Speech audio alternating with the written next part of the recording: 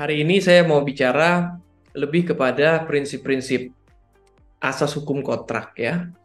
Apa sih yang betul-betul yang kita perlu tahu ya, yang kadang-kadang kita melihat KUH Perdata, kita langsung berkecimpung di dalam perancangan kontrak atau mengkaji suatu kontrak ya. Lalu kemudian mungkin berkecimpung dalam permasalahan-permasalahan hukum kontrak atau permasalahan hukum yang kemudian menjadi sengketa akan lebih membantu kita tentunya ketika kita betul-betul memahami apa sih yang menjadi prinsip atau asas-asas hukum kontrak ya. Itu akan membantu kita dalam mendrafting, dalam merancang, akan membantu kita dalam memahami substansi, dan akan membantu kita juga nanti dalam memberikan argumen hukum ya berkaitan dengan penyelesaian sengketa, sengketa di pengadilan, sengketa di arbitrase misalnya, yang umumnya kan pasti bicara hampir pasti selalu akan berkenaan dengan kontrak ya. Jadi memang kontrak ini dalam dunia bisnis ya, kalau memang teman-teman ini mau menjadi fokus di bisnis law ya, hukum bisnis itu kan hukum perdata. Jadi memang hukum perdata luas ya, tapi kalau kita bicara bisnis law hampir selalu itu akan melibatkan kontrak. Jadi memang pemahaman akan kontrak itu menjadi hal yang sangat penting ya. Nah, kita lihat apa sih pendahuluan di sini ya. Pembuatan dan penyusunan kontrak erat kaitannya dengan hukum perjanjian atau kontrak. Nah, jadi kalau teman-teman melihat, saya tidak membedakan ya antara perjanjian sama kontrak ya. Karena prinsipnya memang sama aja sebetulnya ya. Mungkin yang membedakan kontrak itu ya dibuat perjanjian yang dibuat tertulis. Sedangkan kan kita juga memahami bahwa yang namanya perjanjian kan tidak perlu dan memang tidak harus dibuat secara tertulis. Nah, tapi kalau kita sudah bicara mengenai kontrak, itu sudah merujuk kepada perjanjian yang tertulis ya. Karena kalau kontrak tidak tertulis ya itu bukan kontrak sebetulnya. Jadi kita mengerti bahwa ini bagian dari hukum perdata tentunya, hukum perjanjian. Jadi kalau kita melihat KUH Perdata, buku 1, buku 2, buku 3, buku 4, ya ini kita di buku 3. Sebetulnya kan begitu, buku 3. Dan buku 3 itu pasti ada kaitannya dengan buku 2, kebanyakan ya. Nah, di dalam menyusun sebuah kontrak, substansi yang disusun harus tetap memenuhi syarat dan asas yang ada pada hukum perjanjian. Nah, disinilah memang saya akan berfokus di dalam sesi kita hari ini. Apa sih kontrak? Nah, lalu di kontrak ini kan sebetulnya memang tidak ada sebetulnya ya, tulisan kontrak di KUH Perdata kan tidak ada ya. Nah, tapi kalau kita lihat pasal 1313 KUH Perdata, perjanjian, nah perjanjian juga ditulis sebagai persetujuan ya. Jadi ada yang menerjemahkannya sebagai perjanjian, itu seingat saya Profesor Subekti ya, menerjemahkannya sebagai kata perjanjian. Tetapi ada juga yang menerjemahkannya sebagai persetujuan ya. Nah, saya menulisnya perjanjian di sini. Jadi persetujuan itu yang dimaksud itu adalah perjanjian juga. Jadi kalau kita melihat pasal 1313, perjanjian dimaknai sebagai suatu perbuatan di mana satu orang atau lebih mengikatkan diri terhadap satu orang lain atau lebih. Ya, jadi ada orang ya, udah pasti ada orang di situ. Apakah satu atau lebih. Nah, lalu juga ada orang lain kan? Apakah satu atau lebih di situ ya? Nah, lalu kuncinya kan sebetulnya di sini, mengikatkan diri ya, itu di situ kan. Mengikatkan diri. Nah, ketika mengikatkan diri, maka terbentuklah suatu ikatan secara hukum. Yang dimana ketika suatu ikatan itu timbul, maka ya dia mengikat pihak-pihak yang membuat dirinya terikat gitu ya. Jadi ya dia terikat karena memang dia mau terikat. Itulah maksud dari perjanjian. Jadi memang kan kita banyak melakukan tindakan-tindakan dalam kehidupan kita sehari-hari ya. Tetapi kan ada tataran etika, ada tataran moral, dan ada tataran hukum. Yang kita maksud di sini kan tataran hukum, di mana kalau kita memang secara nyata bermaksud untuk mengikatkan diri dan bermaksud agar orang lain terikat. Nah, disitulah baru tataran hukum muncul kan. Nah, jadi di sini kita lihat juga kemudian nanti ada kaitannya dengan pembahasan kita selanjutnya, bahwa karena perjanjian maka perikatan itu timbul, ya. Nah, lalu kita lihat di Black's Law, contract. Nah, ini bicara contract is an agreement. Ya, jadi sama ya, contract to agreement between two or more parties creating obligations that are enforceable. Nah, jadi ya memang enforceable ini kan dapat dilaksanakannya, or otherwise recognizable at law. Jadi sah secara hukum memang. Kontrak itu ya memang tatarannya hukum, bukan tataran etika. Jadi ya memang dia. Nah, lalu yang di sini yang penting juga, or more creating obligations. Itulah sama dengan mengikatkan diri sebetulnya. Jadi perikatan itu juga ditulis sebagai perutangan, ya, perutangan. Perutangan itu ya kewajiban maksudnya. Utang itu kan kewajiban, ya. Jadi kalau kalian nanti mulai belajar hukum kepailitan dan PKPU, di situ ada definisi utang di dalam undang-undang, ya. Dan utang itu ya kewajiban, baik yang dinyatakan uang maupun yang tidak langsung dinyatakan dengan sejumlah uang. Nah, jadi creating obligations itulah perikatan sebetulnya. Esensi dari perikatan itu ya kewajiban sebetulnya. Jadi ketika ada perikatan, maka timbullah kewajiban antara si satu kepada yang dua dan antara yang dua kepada yang satu. Makanya kita mengenal kemudian perikatan di situ juga sebagai hubungan hukum, ya. Dan di mana mulai ada tuntutan agar orang yang terikat itu melakukan kewajibannya, kan begitu ya. Kalau etika mungkin kita kesel aja ya, orang udah janji melakukan sesuatu, pergi sama kita nonton bioskop, dia ternyata merubah janji atau dia tidak datang, ya sudah. Ini tataran etika ya. Tapi kalau itu sudah tataran perjanjian, tataran hukum, kita bisa enforce hak itu, di mana kita bisa menuntut dia melakukan kewajibannya. Kan itu yang kita maksudkan di sini. Jadi perikatan itu yang mengikat. Meskipun itu dikesampingkan atau dianggap sepele, perikatan itu ya mengikat sebagai undang-undang. Nanti kita akan lihat ya. Jadi kalau kita melihat pasal 1233, perikatan lahir karena perjanjian atau undang-undang. Kita nggak bahas yang undang-undang nih ya, karena undang-undang kan ada perbuatan sesuai hukum, ada perbuatan melawan hukum. Jadi undang-undang juga menimbulkan perikatan-perikatan, menimbulkan kewajiban bagi satu orang dengan orang lainnya. Nah, tetapi kalau perjanjian, ini kan memang dimaksudkan. Ya, kalau undang-undang kan kamu bermaksud atau tidak, timbul perikatan, timbul. Dimaksudkan atau tidak. Tetapi kalau kita bicara perjanjian, ini kan memang dimaksudkan. Ya, memang berkehendak. Si A dan B itu saling berkehendak untuk melakukan perjanjian. Dan ketika mereka mengadakan perjanjian, maka ikatan-ikatan itu muncul. Dan ikatan itu kan banyak, tidak harus satu. Jadi bisa satu, bisa dua, bisa tiga, bisa banyak sekali. Kumpulan perikatan itulah. Dan sumbernya dari perjanjian. Karena kalau tidak ada perjanjian, maka ikatan itu kan tidak muncul. Itu prinsipnya ya. Nah, lalu hukum perjanjian kan bersifat terbuka. Tadi kita melihat ini merujuk kepada buku 3 KUH Perdata. Nah, buku 3 KUH Perdata kan bersifat mengatur, bukan bersifat memaksa. Jadi kan hukum, norma hukum itu kita melihat ada yang bersifat wajib yang tidak bisa dikesampingkan. Tetapi ada juga yang bersifat mengatur, artinya bisa dikesampingkan oleh para pihak. Itulah sebetulnya esensi dari kebebasan berkontrak. Nanti kita akan lihat ya, bahwa kalau memang ada poin-poin yang kita tidak setuju, kita bisa kesampingkan bersama. Tetapi tentunya tidak bisa semua, karena ada norma hukum yang memaksa, yang tidak bisa dikesampingkan. Jadi bersifat terbuka, tetapi juga tidak 100% terbuka gitu ya. Tetap ada pasal-pasal, ketentuan-ketentuan yang harus diikuti. Nah, jadi memang saya agak cepat ya, karena kita punya waktu yang terbatas. Jadi nanti silakan aja kalau ada pertanyaan, mulai di take note ya. Nah, jadi sebagian besar pasal KUH Perdata, hukum perjanjian, ketentuan hukum yang menambah ya, yang otomatis berlaku bagi para pihak dalam perjanjian apabila mereka tidak memperjanjikan lain. Nah, itu betul. Jadi perjanjian kita kalau buat secara tertulis, kita bisa buat sederhana. Kenapa kita bisa buat sederhana ya?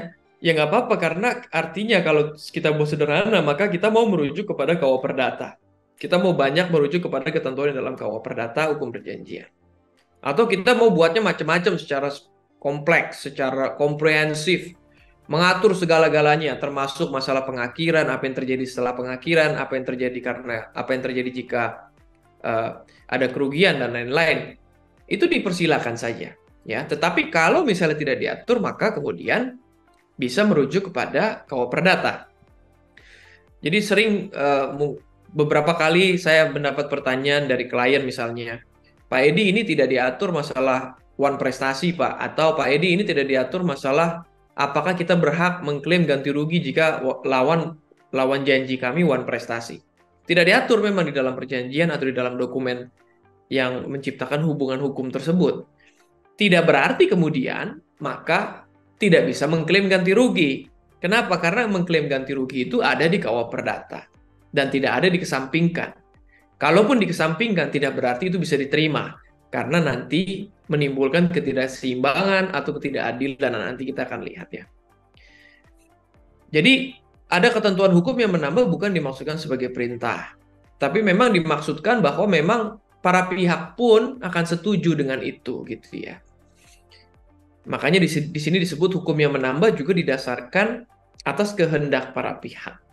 Jadi tidak ada sesuatu yang aneh sebetulnya, tidak ada sesuatu yang tidak masuk akal sebetulnya yang diatur dalam hukum perjanjian KUH Perdata buku 3. Karena memang semuanya itu justru dasarnya logika, bahwa memang karena ada asas ini, ada asas itu di dalam hukum perjanjian, maka kemudian perlu diatur hal-hal begini, hal-hal begitu gitu ya.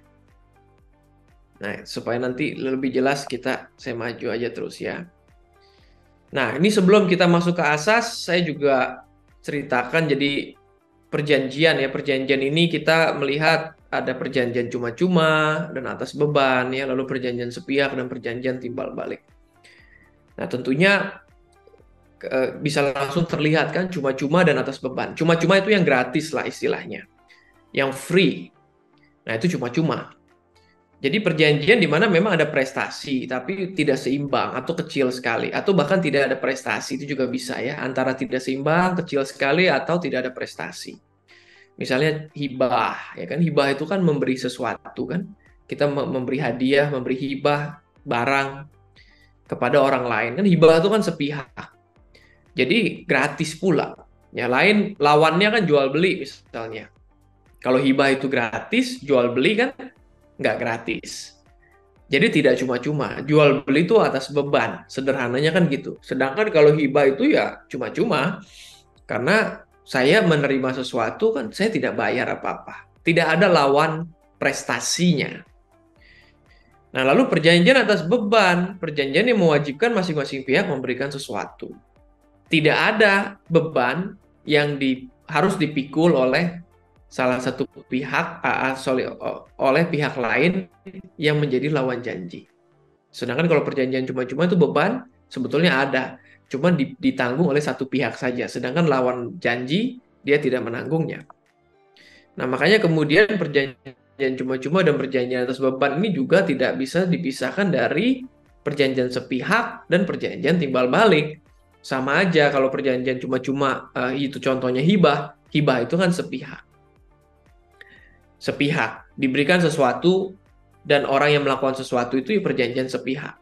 Nah, lawannya apa sepihak? Kalau sepihak tuh artinya ya satu melakukan kepada yang dua, tetapi yang dua tidak punya kewajiban kepada yang satu. Itu A punya kewajiban kepada B, B tidak punya kewajiban kepada A. Itu kan sepihak.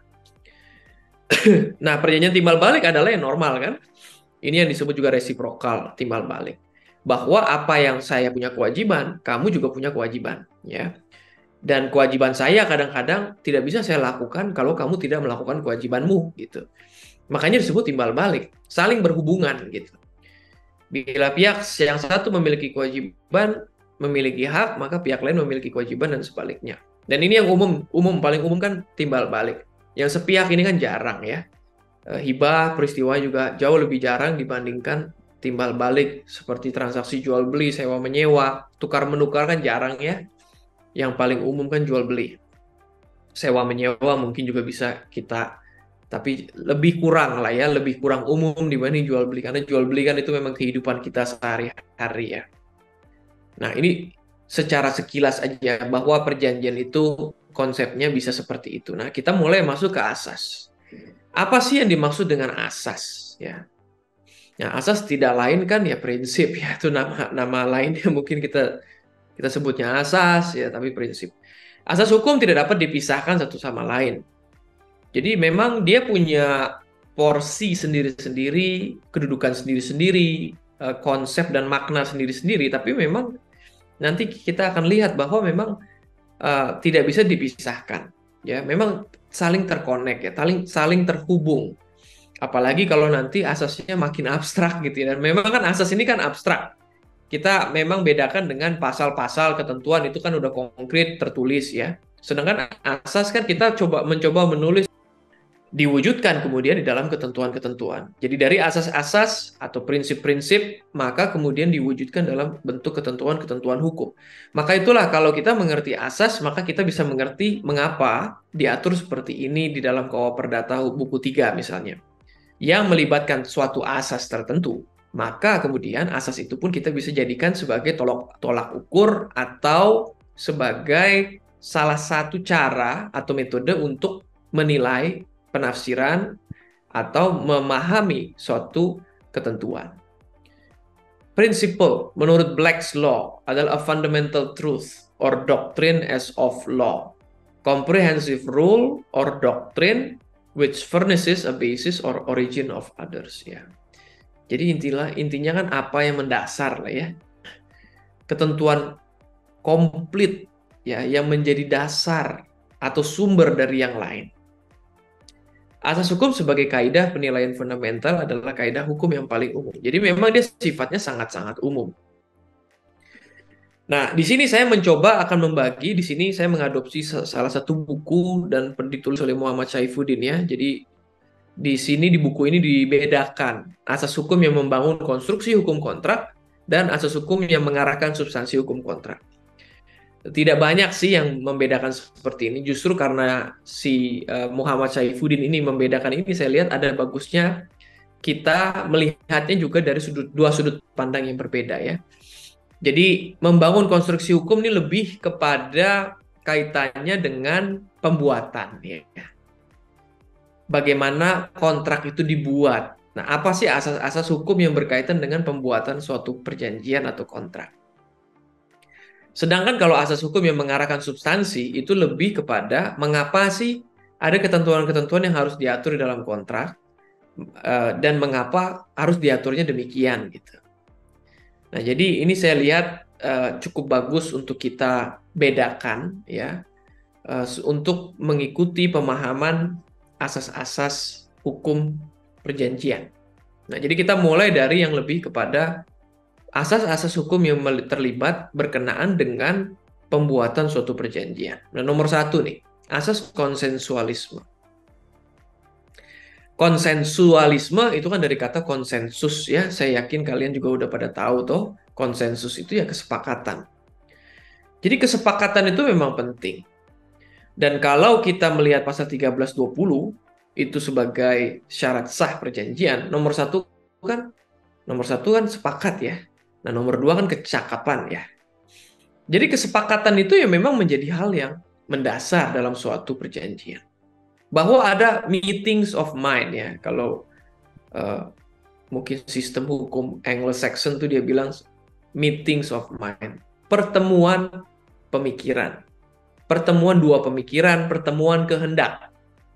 Jadi memang dikehendaki. Jadi kalau tadi kita bicara sedikit mengenai perikatan timbul karena perjanjian, ya, memang karena dikehendaki para pihak. Jadi kehendak itu penting. Tapi nanti juga ada asas kepercayaan kita lihat bahwa kehendak itu juga tidak mau dikehendaki kalau tidak ada kepercayaan. Nah, jadi dengan adanya kesepakatan, ya disitulah timbul perjanjian kan sebetulnya. Itu salah satu asasnya, walaupun memang kita tentu harus melihat syarat-syarat lain. Tapi asas konsensus itu sangat mendasar. Karena ketika memang tidak ada kesepakatan, maka artinya kan ada cacat kehendak. Cacat kehendak menimbulkan perjanjian cacat hukum.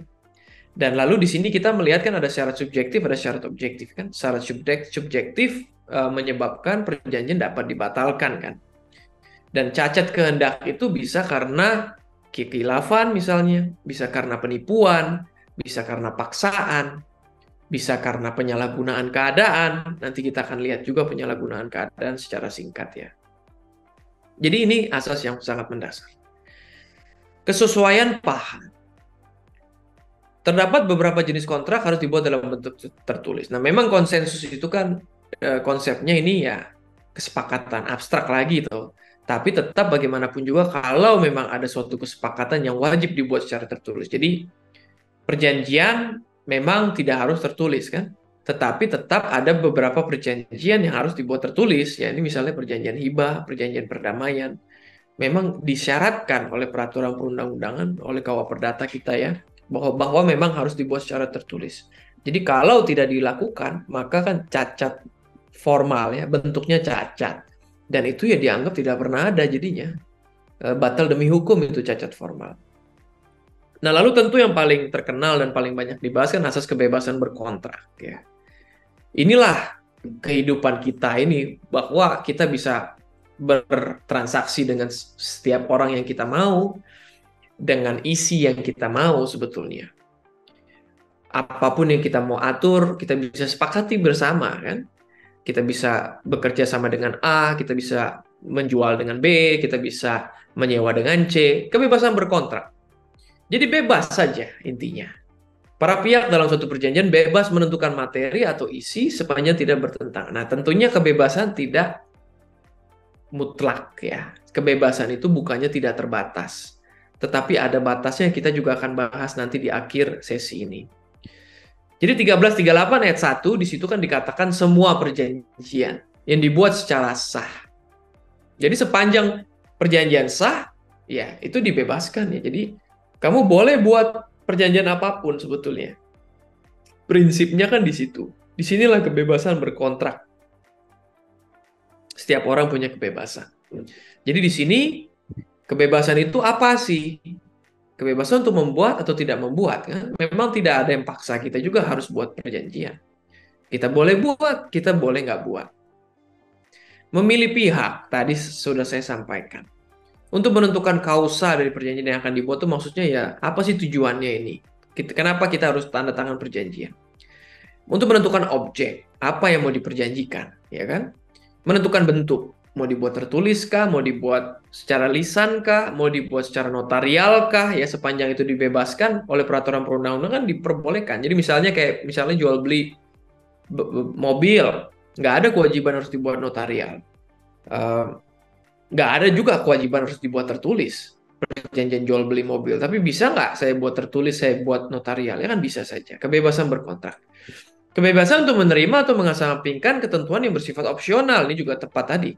Seperti bahwa hukum perdata itu hukum yang mengatur sifatnya, maka kan bebas. Boleh dikesampingkan. Nah, tentunya tidak mutlak.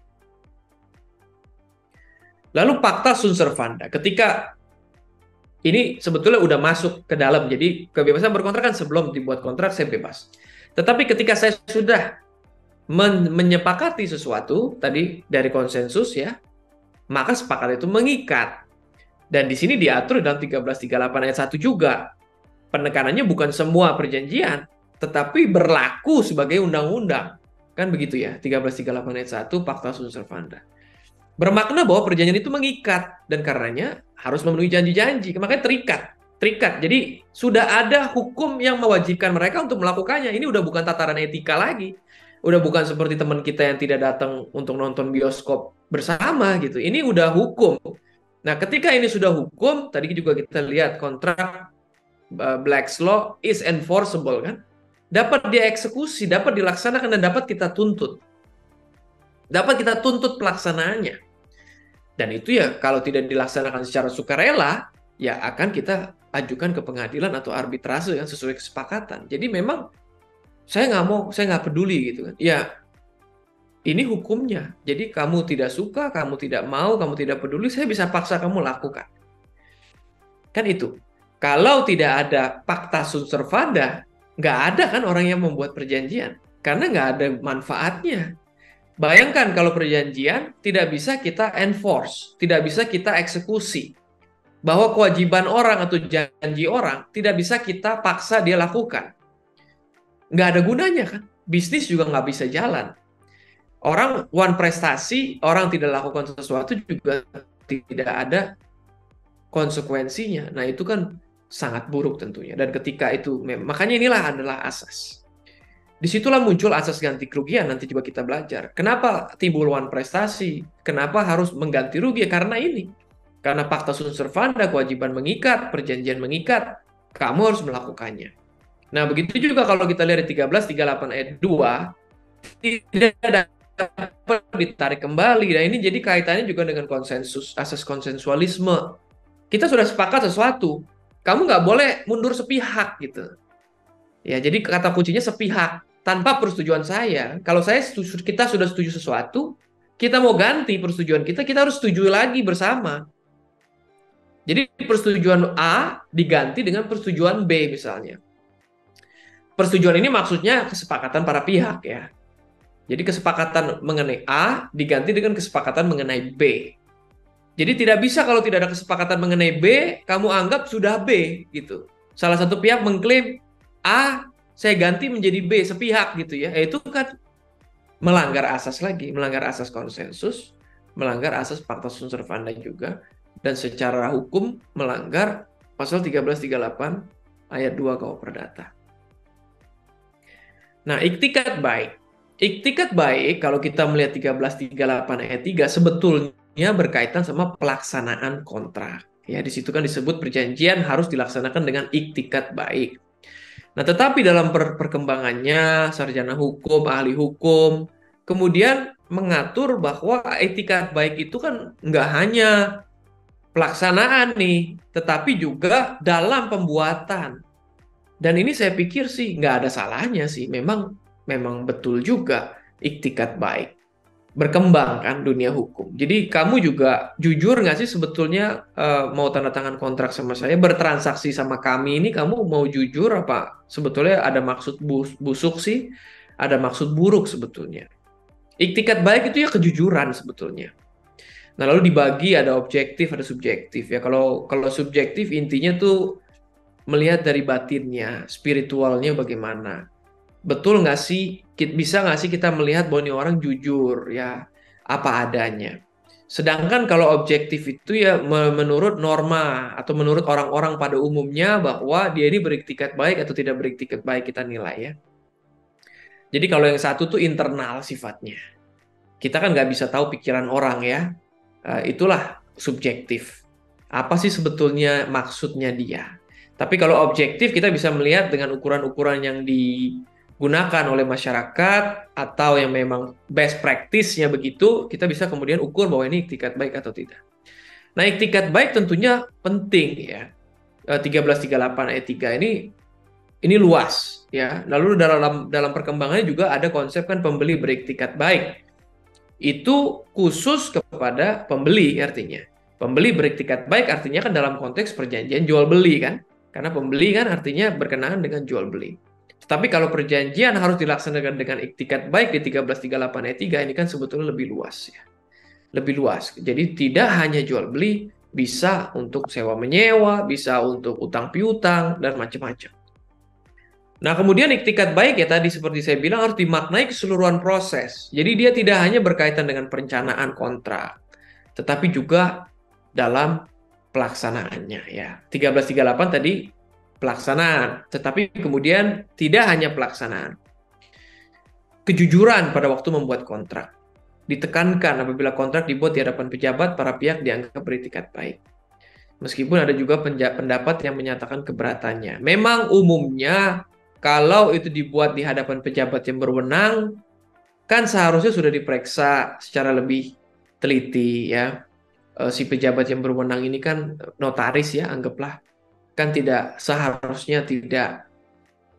Mereka juga sudah terikat pada hukum juga. Apa yang mereka harus lakukan secara prosedural. Apa yang mereka harus cek ya. Sehingga memang kalau misalnya dalam tataran praktik misalnya ya, tuntutan penipuan misalnya, pembatalan perjanjian karena ada indikasi penipuan perdata ya, bukan penipuan pidana. Jadi dia mau batalkan perjanjian karena ada penipuan. Nah, itu majelis hakim mengatakan kalau tanda tangan perjanjian itu di depan notaris sudah tidak ada lagi penipuan kan, sudah dijelaskan, dibacakan, kamu mengerti isinya, notaris sudah menjelaskan kan, dan kamu sudah tanda tangan di hadapan notaris, ya sudah selesai. Jadi tidak bisa kamu bilang lagi saya ditipu, padahal ditandatangani di hadapan notaris, yaitu salah satunya. Nah, jadi iktikat baik ini cukup panjang, saya nggak akan satu persatu. Prinsipnya, ini contohnya misalnya ya, langsung kita lihat contoh. Suatu kontrak dianggap melanggar asas iktikat baik. Contohnya, bunga pinjaman 10% per bulan. Ini kan gimana? Kita misalnya bunga pinjaman, bunga undang-undang kan 6% per bulan ya. Bunga undang-undang. Bunga bank tergantung. Kalau bunga pinjaman bank mungkin 7%, 8% ya. Bunga konsumsi, kartu kredit dan lain-lain mungkin 12%, 13%, 14%. Beda-beda kan? Bagaimana kalau 10% per bulan? Ini keterlaluan. Nah, itu kesepakatan kan? Konsensus. Jadi ada konsensus, ada kesepakatan. Kita menandatangani perjanjian, saya kasih kamu utang, kamu bayarnya 10% per bulan. Kesepakatan. Konsensus. Kebebasan berkontrak juga. Bebas kan saya menentukan isi 10%. Nah, tetapi ketika masuk ke asas iktikat baik 1338 ayat 3, mulai muncul, nggak boleh kamu sembarangan begitu. Ya, itu tidak patut, tidak adil, tidak seimbang, tidak beriktikat baik. Apalagi kalau misalnya 10% itu dia tidak bayar nih, dia default ya, dia tidak bayar. Lalu si orang yang kreditur yang mengutangi menuntut di pengadilan. Lalu memaksa agar 10% itu dibayar. Kan boleh kan? Fakta sunt servanda, mengikat. Saya enforce dong perjanjian. Nah, itu hakim boleh tuh menyimpangi berdasarkan 1338 ayat 3. Perjanjian harus dilaksanakan dengan iktikat baik. Nah, iktikat baik itu luas kan. Kamu ini tidak wajar. Jadi iktikat baik pun juga berkaitan sama patut tidak patutnya suatu ketentuan di dalam perjanjian. Seimbang tidak seimbangnya. Jadi memang ini saling terkonek, nanti kita akan masuk ke arah situ. Nah, jadi disitulah kemudian ada kelenturan. Dan kalau kita melihat sistem hukum Anglo-Saxon, common law, ini mereka tidak punya nih iktikat baik. Ini civil law nih. Dan ini khas Indonesian sebetulnya. Ya memang nggak khas Indonesian karena ini perdata ya dari Belanda dan lain-lain. Civil law lah. Jadi sistem hukum sipil. Dan kalau kita di Indonesia lalu bergaul dengan hukum common law lawyer misalnya, mereka tuh nggak paham tuh konsep iktikat baik, atau ya mereka bagi mereka tuh asing. Justru ini menurut saya kelenturan yang disediakan oleh KUH Perdata untuk meraih keadilan sebetulnya. Nah, lalu ada juga asas personalitas atau privity of contract ya. Itu bahasa Inggrisnya disebutnya privity of contract. Ini asas universal juga. Jadi prinsipnya adalah ya perjanjian itu yang mengikat para pihak yang membuatnya, kan itu. Sederhananya itu konsepnya. Kamu tidak bisa mengikat orang lain yang tidak menundukkan diri pada perjanjian, yang tidak ada kaitannya dengan perjanjian. Nah, tapi memang ada pengecualiannya ya. Di KUH Perdata itu dari 1317 sebetulnya. Saya tidak bahas di sini 1317 ya. Ini sedikit kalian bisa lihat ya. Jadi intinya ada pihak ketiga yang memang bisa saja dilibatkan. Kalau misalnya saya mau hibah barang ke kamu, sepanjang kamu sediakan rumah ke anak saya misalnya. Nah, itu 1317 sebetulnya. Jadi 1315 kan bilang perjanjian mengikat para pihak yang membuatnya. Tetapi kalau anak saya kemudian mau mengambil manfaat dari pemberian saya itu tadi, saya mau kasih hibah asal rumahnya kamu sewakan ke anak saya, atau kamu pinjam pakaikan ke anak saya, maka itu mengikat juga pihak ketiga gitu. Di situ aja pengecualiannya. Jadi 1315 mengatakan perjanjian mengikat para pihak yang membuatnya. Jadi tidak bisa kemudian pihak ketiga dirugikan ya. Jadi itu prinsipnya. Tapi kalau diuntungkan boleh. Nah, ini 1317. Kan nggak ada salahnya kalau diuntungkan. Kalau memang menguntungkan anak saya atau pihak ketiga siapapun diuntungkan, ya itu tidak masalah. Tapi kalau dirugikan, ya nggak boleh dong. Perjanjianmu ya perjanjianmu kan. Jangan dong perjanjianmu tuh kemudian merugikan saya. Tidak bisa dong. Saya tidak terikat pada kewajiban-kewajiban di situ. Nah, itu kan prinsip mendasar perjanjian ya. Dan di situ memang menarik terutama kalau nanti ada sengketa, apalagi kalau sengketa itu kemudian sebetulnya melibatkan pihak ketiga ya, tapi pihak ketiganya sebetulnya terikat dengan perjanjian yang berbeda gitu ya. Nah, itu akan menarik dalam praktik. Tapi kita bicara asas ya, jadi asasnya begitu. Nah, lalu asas keseimbangan. Apa sih ini asas keseimbangan? Ini juga tatarannya seperti iktikat baik dilihat dari tataran pembuatan dan tataran isi juga. Nanti kita juga akan lihat isinya. Harus setara kan perjanjian itu. Harus seimbang. Ya, harus setara, harus seimbang kan. Kalau tidak seimbang, ya itulah melanggar asas keseimbangan sebetulnya. Itulah yang tidak dikehendaki oleh peraturan. Bertujuan mencegah dirugikannya salah satu pihak dalam perjanjian. Ya, tentunya kalau seimbang kan harusnya lebih adil biasanya ya. Tetapi kalau tidak seimbang, apalagi memang disodori suatu draft yang memang mau tidak mau kamu harus tanda tangan ya, disitulah muncul ketidakseimbangan. Atau bahkan tidak dikasih kesempatan sama sekali untuk bernegosiasi, untuk mereview, untuk memberikan feedback terhadap draft kontrak. Di situ juga akan muncul ketidakseimbangan. Tetapi tidak hanya itu ya, nanti kita akan lihat. Nah, disinilah kemudian ketika ketidakseimbangan itu terjadi, maka hukum harus mengintervensi kan. Negara harus mengintervensi. Harus ada yang dilakukan oleh negara. Di sini contohnya Undang-Undang Perlindungan Konsumen. Tidak boleh kan ada klausula baku istilahnya. Dan klausula baku itu kalau diatur maka disebut batal demi hukum kan. Nah, itulah salah satu pembatasan dari kebebasan berkontrak sebetulnya.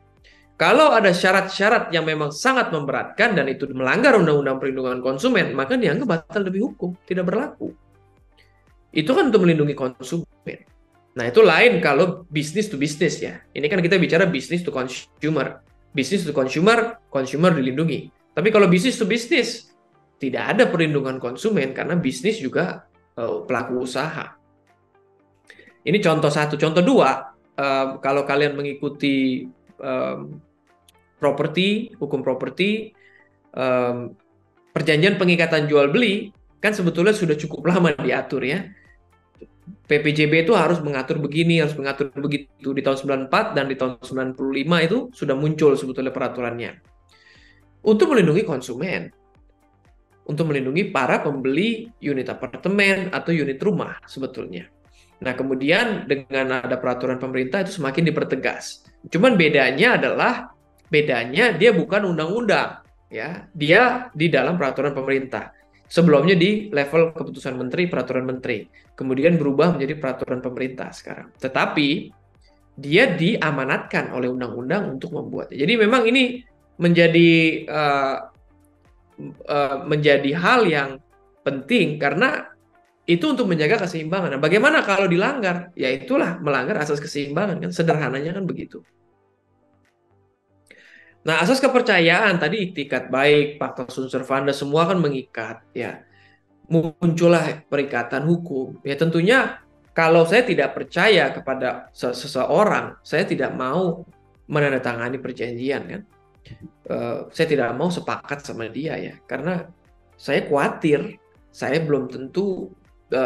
belum tentu bisa melaksanakan kewajibannya atau bukan belum tentu ya, dia mungkin nggak mau lakukan atau dia nggak peduli lakukan ya, atau mungkin dia orang yang sangat berkuasa sehingga yang memang terkenal jahat ya, terkenal bisa membolak-balikan fakta misalnya, sehingga kan saya menjadi tidak yakin untuk tanda tangan.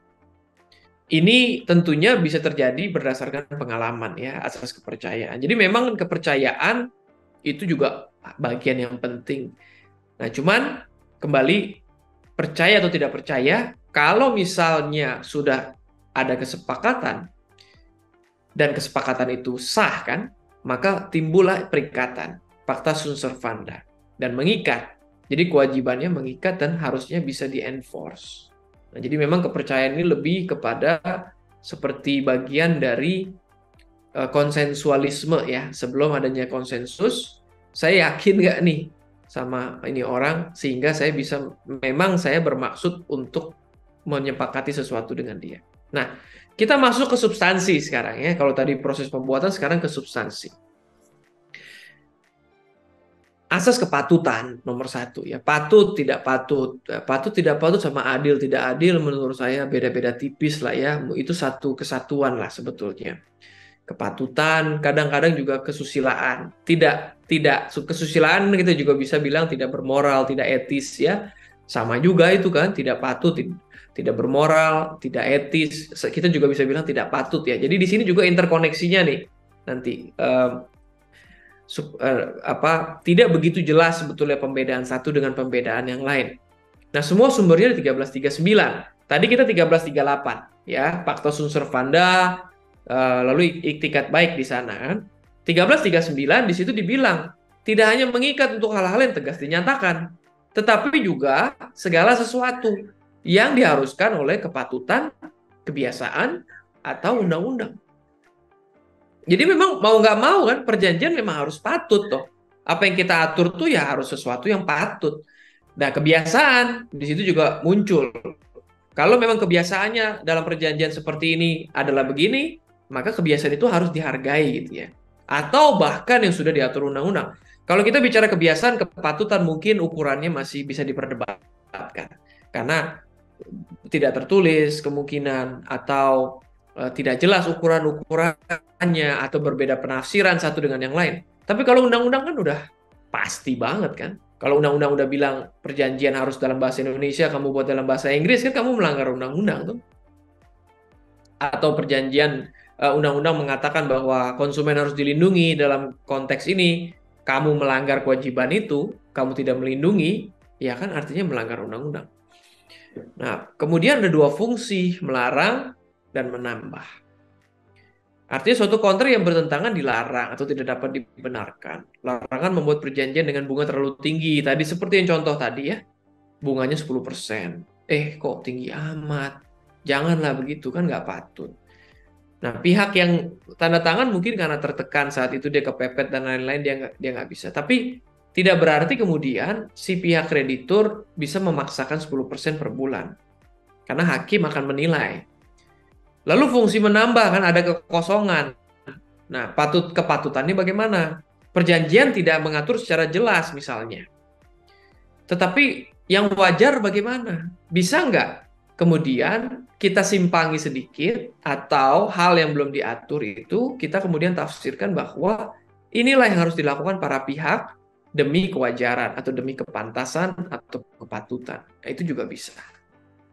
Nah, lalu kesusilaan. Karena kesusilaan mungkin ini lebih sulit lagi ya, patut tidak patut. Karena sulit, karena kesusilaan ya bisa juga dilihat dari sisi 10% itu juga, saya lihat juga bisa dianggap tidak etis juga. Di mana suatu perbuatan sukarela tidak menimbulkan hak baginya untuk menggugat kontra prestasi.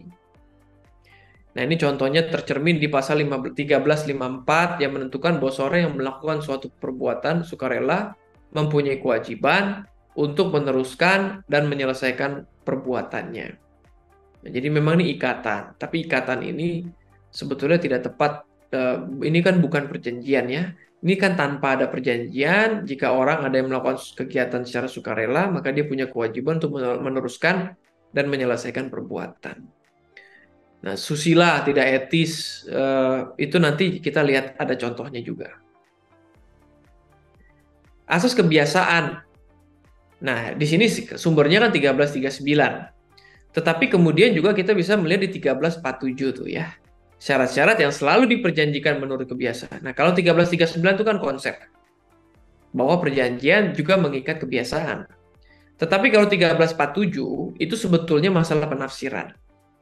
Masalah penafsiran perjanjian. Ketika memang ada pertanyaan-pertanyaan yang timbul, bagaimana nih perjanjian ini dilakukan ya? Karena tidak jelas.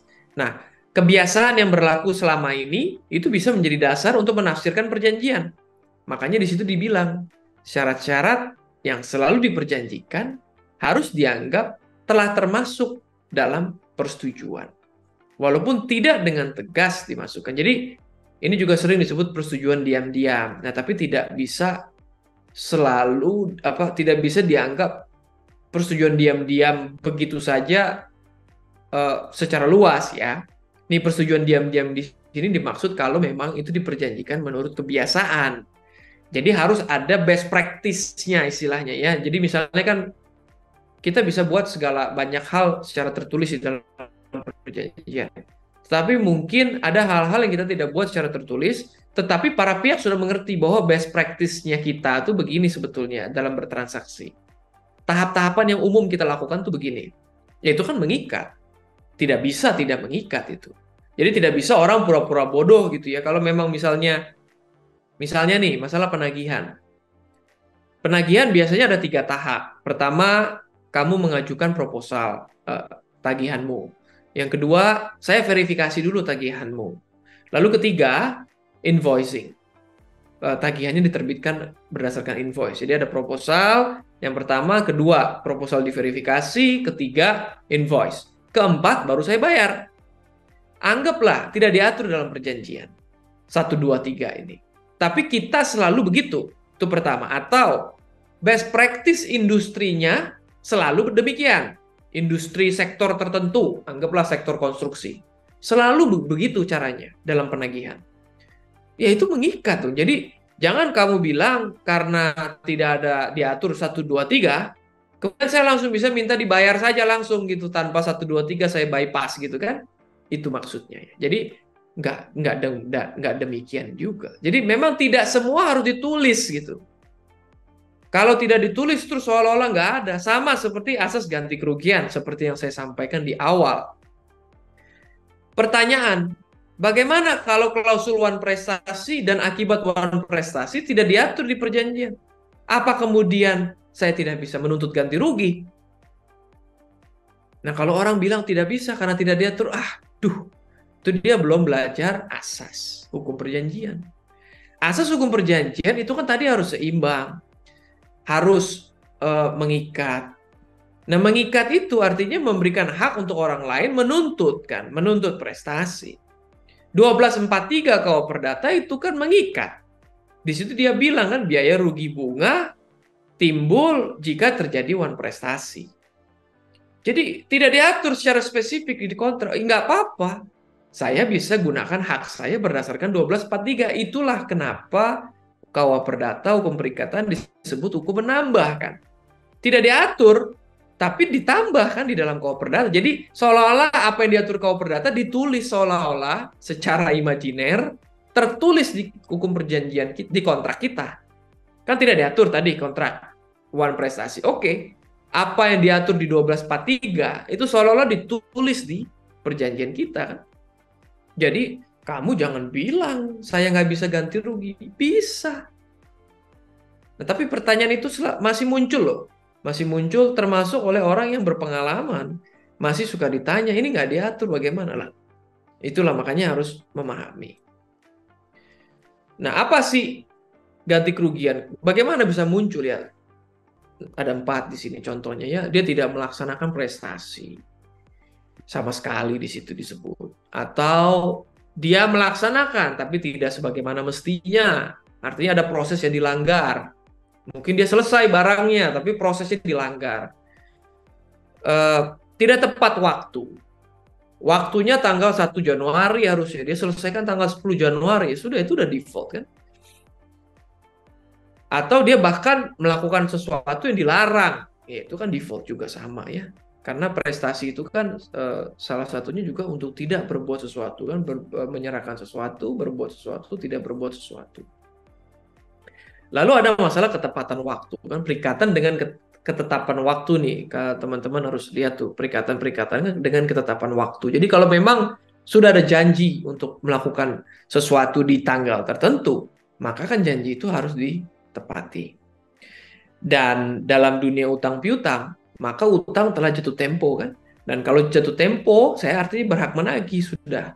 Dan kamu wajib bayar. Kalau kamu tidak bayar, kamu default kan. Dan saya bisa eksekusi jaminan yang saya pegang. Nah, ketepatan waktu atau perikatan waktu ini juga berkaitan dengan berakhirnya perjanjian kan, atau berakhirnya perikatan di KUH Perdata. Kalian pun juga bisa melihat di situ. Intinya kan kalau perjanjian sudah diselesaikan, saya punya kewajiban melakukan sesuatu, misalnya membayar sejumlah uang, saya sudah lakukan kan selesai perjanjian. selesai dengan sendirinya kan. Tidak perlu disepakati selesai kalau misalnya begitu kan, enggak. Makanya berakhirnya perikatan itu juga perlu kita pahami. Apa sih yang menyebabkan berakhirnya perikatan kan, termasuk novasi, termasuk eh, pembatalan, termasuk syarat batal terpenuhi kan, di situ ada. Lalu force majeure, keadaan kahar, keadaan memaksa. Bagaimana kalau di suatu kontrak tidak diatur keadaan memaksa? Nah, keadaan memaksa boleh diatur kan, dan banyak yang mengatur. Kenapa? Karena keadaan memaksa kan juga bisa kita sepakati. Di dalam 1244, 1245 itu kan hanya konsepnya yang diatur. Maksudnya lebih konseptual, lebih secara makro, lebih secara mendasar, bahwa saya tidak wajib melakukan sesuatu, atau saya tidak wajib mengganti rugi jika ketidakpelaksanaan prestasi saya karena sesuatu hal yang tidak saya duga kan gitu. Act of God, ya kan? Force majeure. Nah, tapi kan force majeure bisa macam-macam sekarang ya. Konsep itu tetap sama, 1244, 1245 kan. Tapi kalau misalnya kita atur kan lebih bagus ya. Sehingga jelas tidak ada perdebatan. Karena peraturan perundangan yang baru berlaku, misalnya peraturan baru mencabut peraturan yang lama sehingga saya dilarang mengimpor barang misalnya. Saya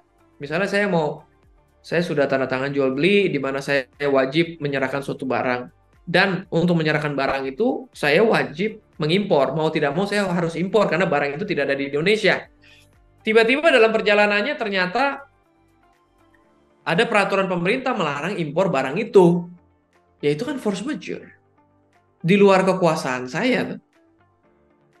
Nah, itu asas yang kita harus pahami juga dalam isi perjanjian. Nah, kita di tahap terakhir kita membahas pembatasan terhadap kebebasan berkontrak. Ya, jadi sebetulnya kan yang nomor 1, nomor 2, nomor 3 sebetulnya. Jadi undang-undang itu secara jelas di 1337 KUH Perdata membatasi kebebasan berkontrak. Lalu ketertiban umum, lalu kesusilaan. Jadi A, C, dan D sebetulnya yang membatasi. Tetapi dalam perkembangannya ada penyalahgunaan keadaan, ya, atau dalam bahasa Inggris suka disebut sebagai undue influence. Lalu asas keseimbangan. Nah, asas keseimbangan ini bisa dianggap juga asas kepatutan, ya. Dan asas keseimbangan nanti kita tadi sudah bahas dan kita akan bahas lagi. Nah, ini mungkin akan berkembang lagi dari penyalahgunaan keadaan asas keseimbangan, mungkin akan ada tambahan-tambahan yang akan datang di kemudian hari ya. 1337 kan bilang suatu sebab terlarang apabila dilarang oleh undang-undang atau apabila berlawanan dengan kesusilaan atau ketertiban umum. Dalam menentukan apakah suatu perjanjian bertentangan dengan undang-undang dengan melihat kepada undang-undang yang berlaku. Nah, sederhananya tadi contoh pertama Undang-Undang Perlindungan Konsumen ya. Itu kan membatasi kebebasan berkontrak. Kamu boleh atur apapun, tetapi kalau itu melanggar undang-undang tidak boleh. Nah, di sini kuncinya undang-undang.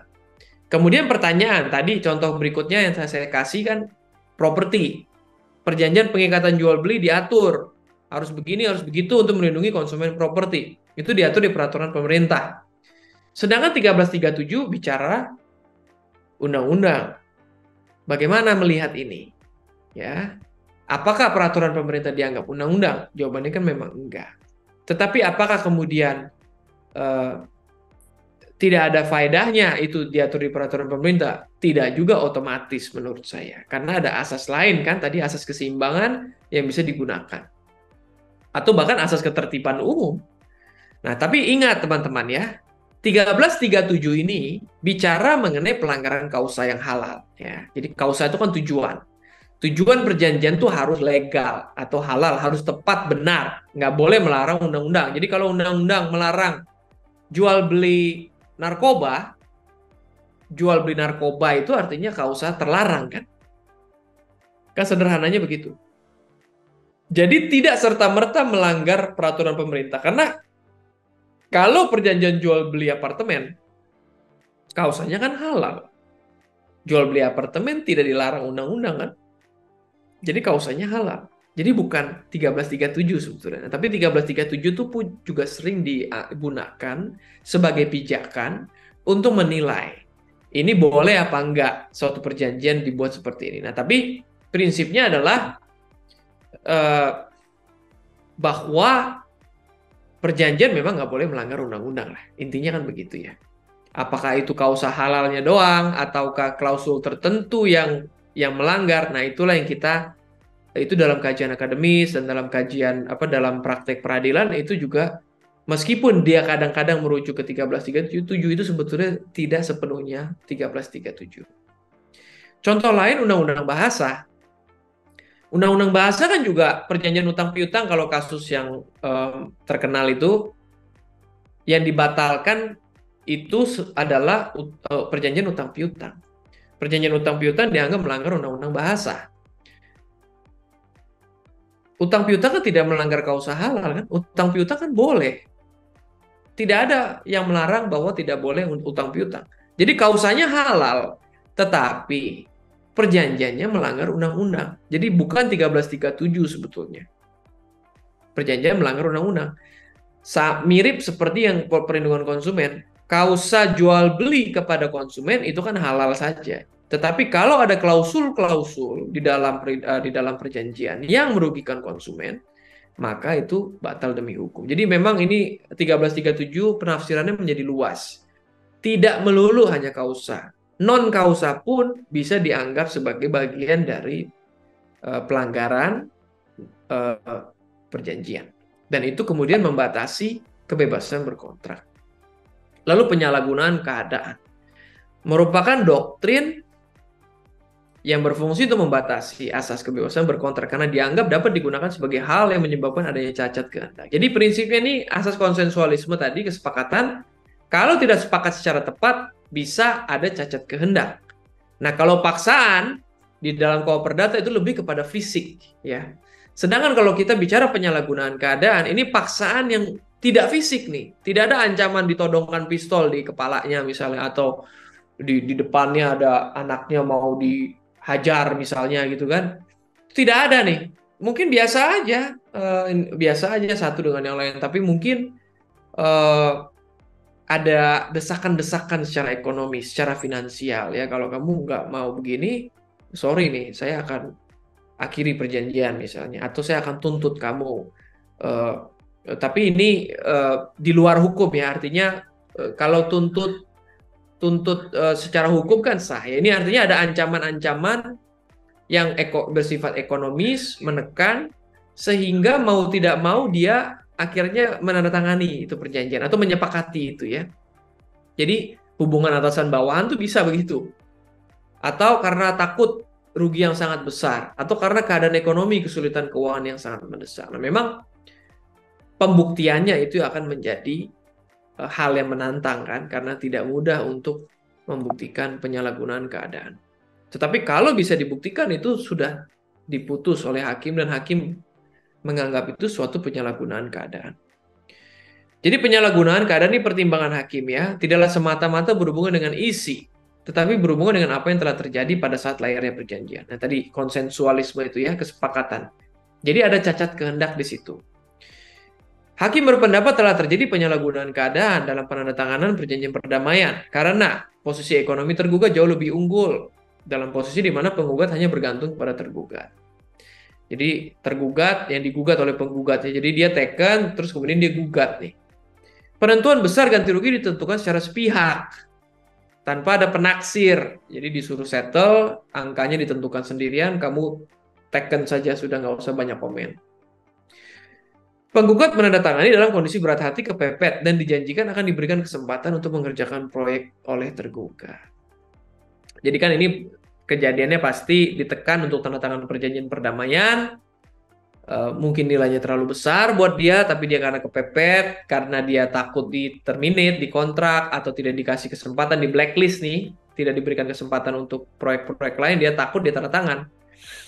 Nah, kemudian ditagih, mana janjimu? Nggak mungkin dia lakukan ya, karena itu terlalu besar misalnya, sehingga dia kemudian mengajukan gugatan dengan dasar penyalahgunaan keadaan. Nah, ketertiban umum. Kalau kita lihat tadi undang-undang, kan spesifik, ada undang-undangnya atau nggak pertanyaannya. Kalau tadi kayak misalnya undang-undang bahasa, spesifik, undang-undang bahasa dilanggar, undang-undang perlindungan konsumen dilanggar.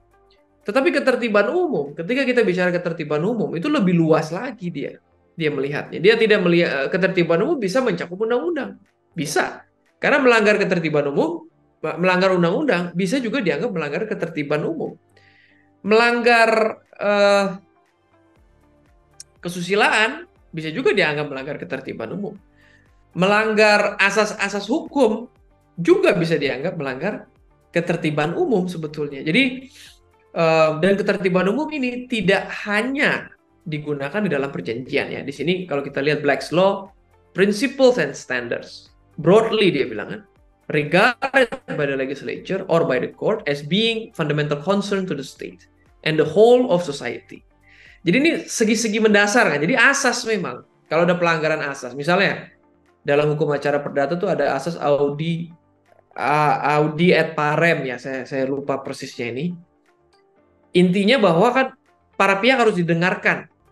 Tidak boleh ada yang tidak diberikan kesempatan untuk mengajukan keberatan, mengajukan perkaranya di dalam persidangan. Ya. Jadi harus fair, impartial dan lain-lain. Itu bisa dianggap sebagai pelanggaran asas ketertiban umum.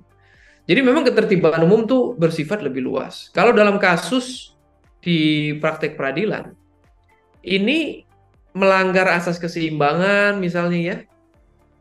Seperti contoh yang nomor 1 ini, melanggar asas keseimbangan, bahwa ada 1266 dikesampingkan, ya 1266 itu dianggap wajib oleh hakim. Ini dikesampingkan. Lalu kemudian